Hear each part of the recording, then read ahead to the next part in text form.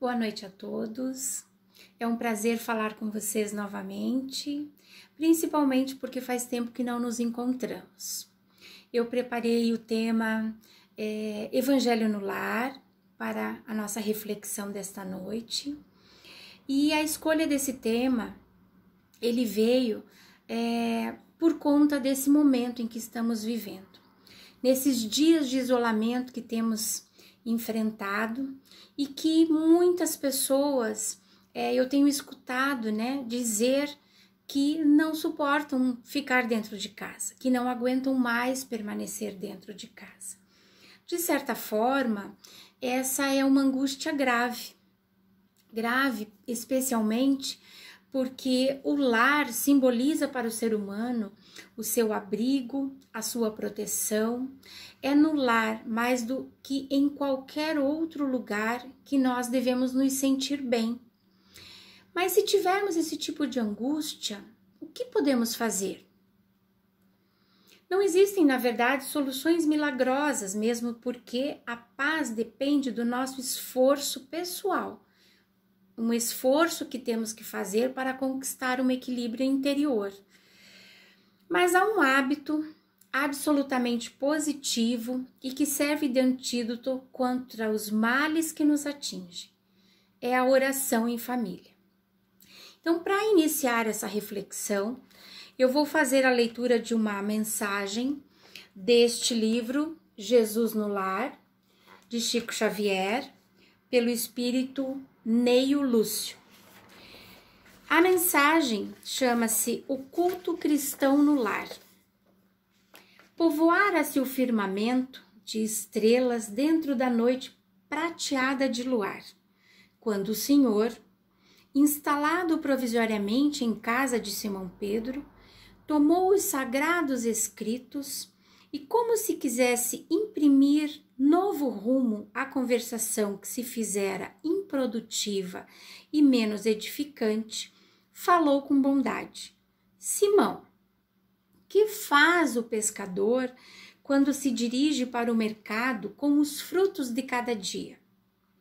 O apóstolo pensou alguns momentos e respondeu hesitante: Mestre, naturalmente escolhemos os peixes melhores. Ninguém compra os resíduos da pesca. Jesus sorriu e perguntou de novo: E o oleiro, que faz para atender à tarefa que se propõe? Certamente, Senhor, redarguiu o pescador intrigado. Modela o barro, imprimindo-lhe a forma que deseja. O amigo celeste, de olhar compassivo, insistiu: E como procede o carpinteiro para alcançar o trabalho que pretende? O interlocutor, muito simples, informou sem vacilar: lavrará a madeira, usará o enxó e o serrote, o martelo e o formão. De outro modo, não aperfeiçoará a peça bruta. Calou-se Jesus por alguns instantes e aduziu: Assim também é o lar diante do mundo. O berço doméstico é a primeira escola e o primeiro templo da alma. A casa do homem é a legítima exportadora de caracteres para a vida comum. Se o negociante seleciona a mercadoria, se o marceneiro não consegue fazer um barco sem aperfeiçoar a madeira aos seus propósitos, como esperar uma comunidade segura e tranquila sem que o lar se aperfeiçoe? A paz do mundo começa sob as telhas a que nos acolhemos. Se não aprendemos a viver em paz, entre quatro paredes, como aguardar a harmonia das nações? Se nos não habituamos a amar o irmão mais próximo, associado à nossa luta de cada dia, como respeitar o eterno Pai que nos parece distante? Jesus relanceou o olhar pela sala modesta, fez pequeno intervalo e continuou: Pedro, acendamos aqui, em torno de quanto nos procura uma assistência fraterna, uma claridade nova. A mesa de tua casa é o lar de teu pão. Nela recebes do Senhor o alimento para cada dia. Por que não instalar ao redor dela a sementeira da felicidade e da paz na conversação e no pensamento? O Pai, que nos dá o trigo para o celeiro, por meio do solo, envia-nos a luz pelo céu. Se a claridade é a expansão dos raios que a constitui, a fartura começa no grão. Em razão disso, o Evangelho não foi iniciado sobre a multidão, mas sim no singelo domicílio dos pastores e dos animais. Simão Pedro fitou no mestre os olhos humildes e lúcidos e, como não encontrasse palavras adequadas para explicar-se, murmurou dizendo, tímido, mestre, seja feito como desejas. Então Jesus, convidando os familiares do apóstolo à palestra edificante e à meditação elevada, desenrolou os escritos da sabedoria e abriu na terra o primeiro culto cristão no lar. Sendo assim, o culto do Evangelho no lar é uma fonte de paz e de proteção espiritual permanente, que não somente traz os benefícios para a família que o realiza, como também para toda a vizinhança e também para todos aqueles por quem rogamos a proteção espiritual dos emissários divinos. E nesse momento, mais do que em tempos normais, estamos necessitados de rogar ao alto por todos aqueles que estão à nossa volta e também por aqueles que necessitam sair para trabalhar em prol do bem comum ou em prol da nossa própria família. Emmanuel destaca a importância dessa prática nos lares quando afirma: o culto do Evangelho no lar não é uma inovação, é uma necessidade em toda parte onde o cristianismo lança raízes de aperfeiçoamento e sublimação. Bezerra de Menezes, por sua vez, pondera: trabalhemos pela implantação do Evangelho no lar quando estiver ao alcance de nossas possibilidades. Trazer as claridades da Boa Nova ao templo da família é aprimorar todos os valores que a experiência terrestre nos pode oferecer. Esse convite do Evangelho no lar, ele é urgente, especialmente nos dias de hoje. E qual é a importância do Evangelho no lar? Quando o ensinamento do Mestre vibra entre as quatro paredes de um templo doméstico, os pequeninos sacrifícios tecem a felicidade comum. As conclusões a seguir esclarecem-nos a importância do culto no Evangelho no lar. Então vamos ver quais são essas conclusões. Estudar o Evangelho de Jesus possibilita compreender os ensinamentos cristãos, cuja prática nos conduz ao aprimoramento moral. Compreender e praticar. O hábito de se reunir em família desperta e acentua nos familiares o sentimento de fraternidade, amor, união, esperança, fé, base para a harmonia familiar. Sem esses sentimentos, sem esses requisitos, de amor e união familiar, realmente fica complicado a harmonia. O estudo do Evangelho proporciona ao lar o momento de paz, nos trazendo conforto, o equilíbrio tão necessários nesse momento que temos vivido. Pela união das criaturas, propicia uma vivência tranquila e equilibrada. Higieniza-se o lar por pensamentos e sentimentos elevados e favorece a influência dos mensageiros do bem. higieniza o lar por pensamentos e sentimentos elevados.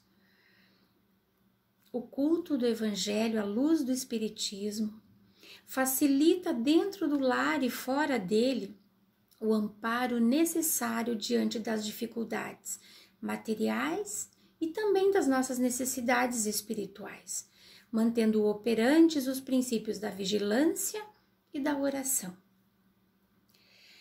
Outra vantagem é elevar o padrão vibratório dos componentes do lar, contribuindo com o plano espiritual na obtenção de um mundo melhor.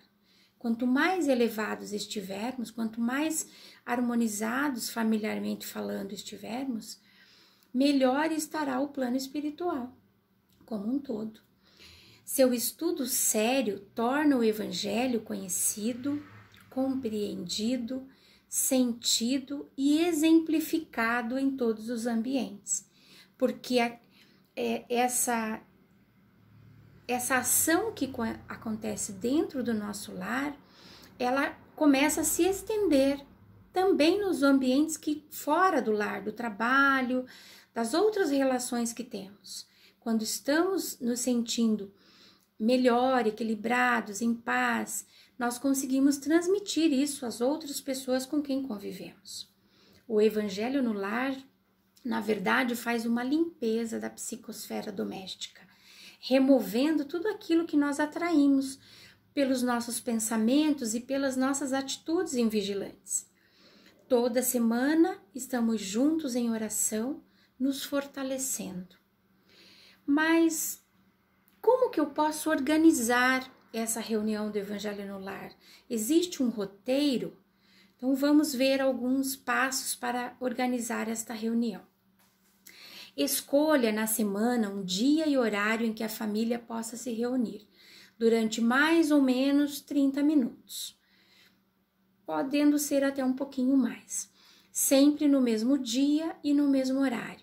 Por isso convém que a gente escolha um dia em que saibamos que a família vai estar reunida e que não teremos contratempos, né? Crianças também podem fazer parte, né, participar dessa reunião. Pode ocorrer que no dia e horário escolhido nós tenhamos a presença de visitantes ocasionais. O ideal é que nós convidemos, que a gente não deixe de fazer o Evangelho nesse dia, que a gente convide os visitantes para participar.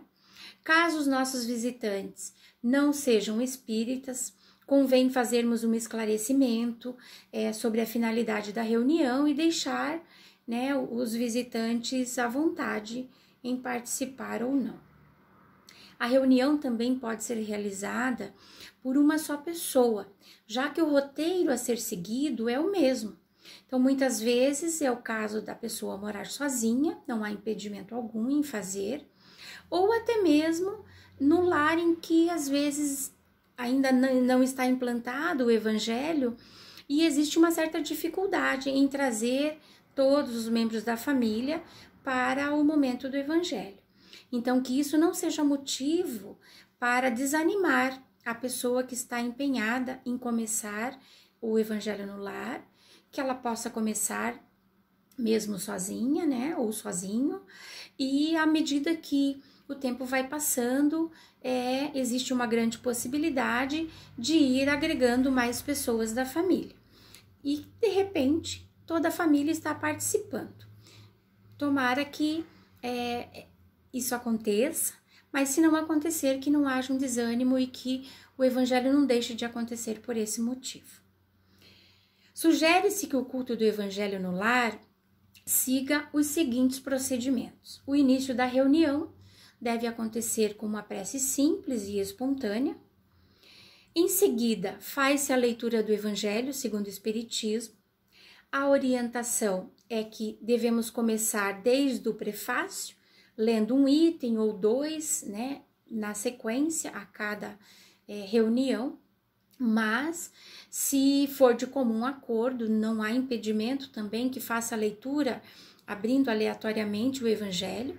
O importante é que o Evangelho aconteça, né? Se assim achar por bem o grupo ou até mesmo a pessoa, pode também fazer o estudo abrindo aleatoriamente o evangelho naquele dia. Após essa leitura, faz-se um comentário sobre o que foi lido. Esses comentários devem ser breves, contando com a participação de todos os presentes e dando preferência para evidenciar qual foi o ensino moral daquele estudo, né, daquele dia, e como que eu posso aplicar nas situações do dia a dia o que foi estudado no Evangelho. Podemos em seguida fazer vibrações, pode-se fazer vibrações pela fraternidade, pela paz, pelo equilíbrio de toda a humanidade, por todos os governantes, por aqueles que temos sob a nossa responsabilidade, as crianças, os jovens, até mesmo adultos e idosos. Podemos vibrar pela implantação e vivência do Evangelho em todos os lares, pelo próprio lar dos participantes, mentalizando paz, harmonia, saúde para o corpo e para o espírito e o que mais desejarem. Pode-se fazer pedidos, pedir pelos parentes, pelos amigos, por pessoas que não participem do círculo de amizades por toda a humanidade. Podemos vibrar por todos, conhecidos e não conhecidos, vibrar de um modo geral. Em seguida, faz-se uma prece de encerramento, que também pode e deve ser simples, sincera, espontânea, agradecendo a Deus, a Jesus, aos bons espíritos. Podendo também, se num dos momentos, início ou fim, quiser fazer uma prece, uma leitura de uma mensagem, existem alguns livros recomendados, como Caminho, Verdade e Vida, Pão Nosso, Fonte Viva, Vinha de Luz, Agenda Cristã, Jesus no Lar, que foi o livro que eu usei no início, Messe de Amor, de Joana de Ângelo, entre outros livros que tenham conteúdos semelhantes e que possa trazer uma contribuição, uma prece, uma reflexão nesse momento. Algumas recomendações: escolher um ambiente da casa que melhor acomode a família e os demais participantes da atividade. Podemos colocar um copo de água ou uma jarra para ser magnetizada pelos benfeitores espirituais. Ao final da reunião, podemos tomar a água. É muito importante que nesse momento abstenha-se de comunicações mediúnicas. O momento não é para isso. Então, concentrar nos comentários em torno do estudo realizado no Evangelho e não entrar em comunicações mediúnicas. Manter uma conversação edificante antes, durante e depois da reunião. O cuidado, né, de se manter com a vibração alta. No estudo do Evangelho no lar, a fé e a perseverança são diretrizes ao aprimoramento moral de todos os envolvidos. Todos podemos contribuir para um ambiente menos tenso, mais harmônico e pacífico, a começar pelo nosso lar. Muitas vezes o lar está em desarmonia e, consequentemente, achamos tudo muito ruim. Estamos o tempo todo criticando tudo, o tempo todo reclamando de tudo. É no próprio lar, é no lar que devemos iniciar esse ambiente mais equilibrado, mais harmônico, mais amoroso. Quem cultiva o Evangelho no lar faz da própria casa um templo do Cristo. Que façamos a nossa parte. Esse é um convite para especialmente nesse momento, para aquelas pessoas que ainda não têm a prática da reunião do Evangelho no lar, para que iniciem. É um momento que estamos muito necessitados de oração, de união, de harmonia, de paz. Então eu quero deixar aqui o meu convite para aqueles que já fazem permanecer fazendo e para aqueles que ainda não fazem, que possam iniciar, que possam propagar esse bem, essa luz que nos traz através do Evangelho no lar. E eu quero agradecer imensamente essa oportunidade por estar aqui, por trazer essa reflexão, esse estudo, né, que fiz e montei para que pudéssemos conversar um pouquinho, trazendo esse convite. E para encerrar, eu quero agradecer. Vamos elevar os nossos pensamentos e agradecer a Deus, a Jesus, por esta oportunidade, pela vida, pela saúde, pelo alimento, pelo lar, para que possamos também olhar pelos nossos irmãos que não possuem esses requisitos para a sobrevivência, que possamos, na medida do possível, auxiliar aqueles que passam por necessidades nesse momento. Senhor Jesus, olhai por todos aqueles que estão passando por necessidades do corpo físico, espiritual, por falta de saúde. Auxiliar e amparai, Senhor Jesus, a todos nós. Que assim seja. Muito obrigada.